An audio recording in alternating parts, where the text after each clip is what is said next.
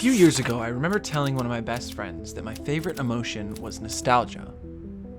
He responded by saying, "Kent, that's everyone's favorite emotion." I loved that moment because it made me feel like everyone's connection to childhood was as strong as mine. My childhood is what fuels my creativity, my wonder, my desire to learn and grow.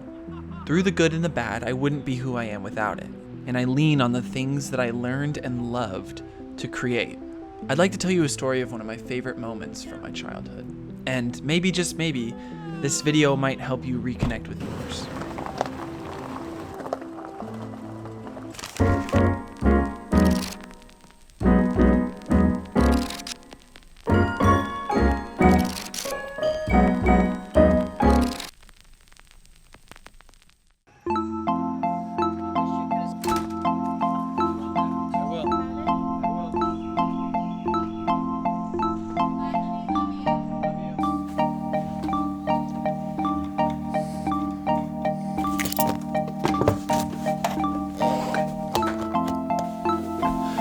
Coming home to your childhood home is such a weird feeling. It's like you stare at something that was once such an important part of your life, but you look at it as if it's just a memory.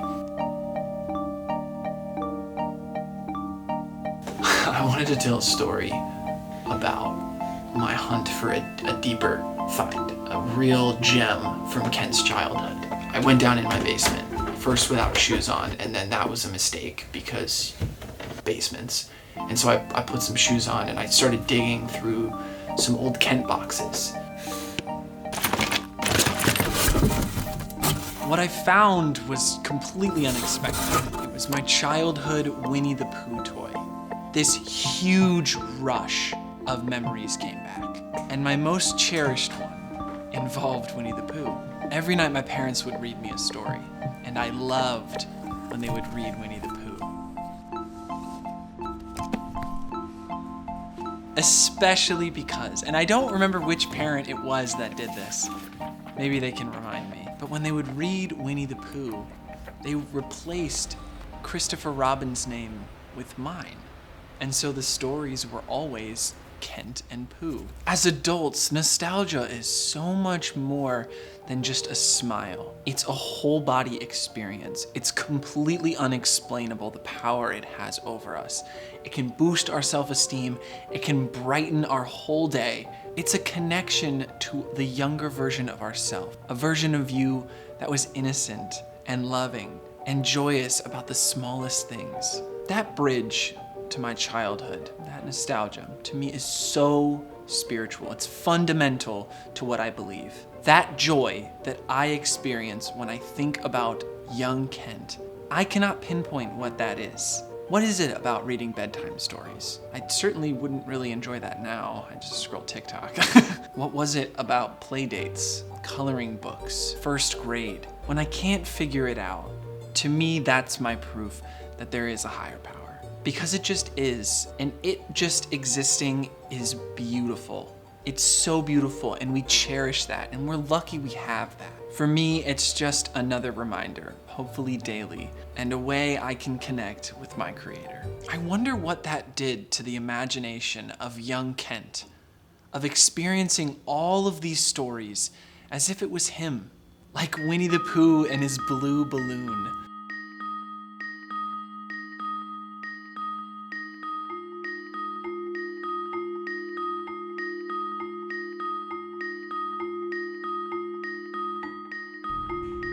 So Winnie the Pooh went round to his friend Kent's, who lived behind a green door in another part of the forest. "Good morning, Kent," he said. "Good morning, Winnie the Pooh," said you. "I wonder if you've got such a thing as a balloon about you." "What do you want a balloon for?" Winnie the Pooh looked round to see that nobody else was listening, put his paw to his mouth and whispered, "Honey." "But you don't get honey with balloons," said Kent. "I do," said Pooh. Suddenly, Pooh Bear floated gracefully up into the sky, level with the top of the trees. "Hooray!" you shouted. "What do I look like?" shouted Winnie the Pooh. "You look like a bear holding a balloon," Kent said. "Kent," Winnie the Pooh said in a louder voice, I think the bees suspect something. What sort of thing? Something tells me they are suspicious. Perhaps. You can never tell with bees. Kent, Pooh called out. Yes, I've just been thinking. These are the wrong bees. Are they? Quite the wrong sort. So I think I shall come down now. How? Kent asked. Oof, ooh. Is that the end of the story? Asked Kent. That's the end of that one. But there are others, Pooh said. I feel as though I grew up in the 100-acre woods. And as my life went on, the story of Kent and Pooh went too, but not quite as I expected it would. I went off to college. I got a job, and I found success. More so than, honestly, anyone in my family thought possible. Something changed in Kent, though. Kent was in the big city, and life was no longer about what it used to be. Money, success, and attention seemed to be what I desired. Why wasn't I happy in my own story? Why did I feel like I needed to chase after something I didn't have? So sure, I may have been a bit confused in the big city, but that doesn't mean it was the wrong place for me to be. Kent, are you on time today? Always. And what is this hat again? It's the girls' weekend hat making it.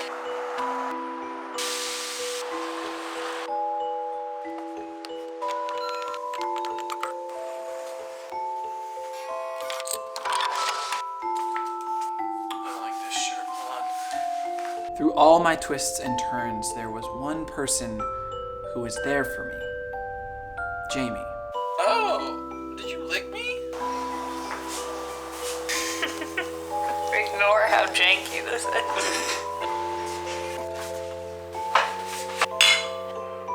Who was my girlfriend at the time, but then became my fiance a few months into being there. Jamie, you wanna go with me? Will you take this walk with me, Jamie?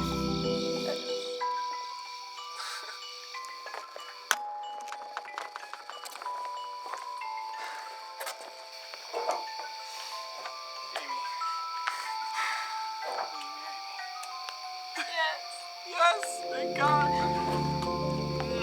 We were in the city together, and we had each other.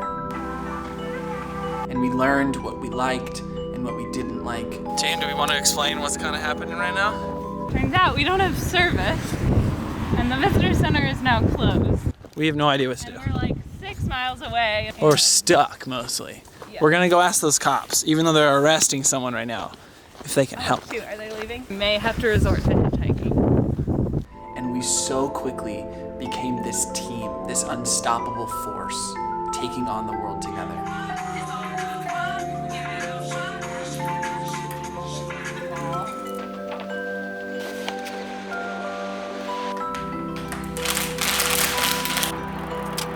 Jamie has such a beautiful brain. She is so smart. And that is something that I so deeply admire. Jamie helped me remember and realize that child inside of me and encouraged me to let it out. The longer Jamie and I had been together, the more that feels like the bigger part of our life. One of our favorite things to talk about, though, is our childhood. Time when we weren't together, time when we didn't know each other. What was the other like? I felt as though making this video, sharing with Jamie stories from my childhood, Kent and Pooh was at the front of it. And one of my first early childhood birthdays came up. I remember one of my first birthday parties, we went across the street to a creek and we played Pooh sticks. Pause. I promise, in the book it's called Pooh sticks. Pooh invents a game called Pooh sticks. The game goes like this. You find a low bridge across a creek. Everyone finds a stick in the woods about the same length. You bring it to the bridge and everyone leans over. On the count of 3, everyone drops the stick on the upstream side of the bridge and quickly runs to the other side to see whose stick comes out first. This was just the most delightful memory. Now Jamie and I share nostalgia together. All the memories in San Francisco, in Maryland, in traveling, in being a family. It's now us. Nostalgia is a gift that allows us to look back and see all of the good that our life is full of. It's just one of those Kent things that I wanted her to experience because I know she'd get it. Sharing one of the deepest parts of you with someone close to you is an unbelievable connection. So I had to take Jamie out into the woods to find a little creek with a bridge over it and play Pooh sticks.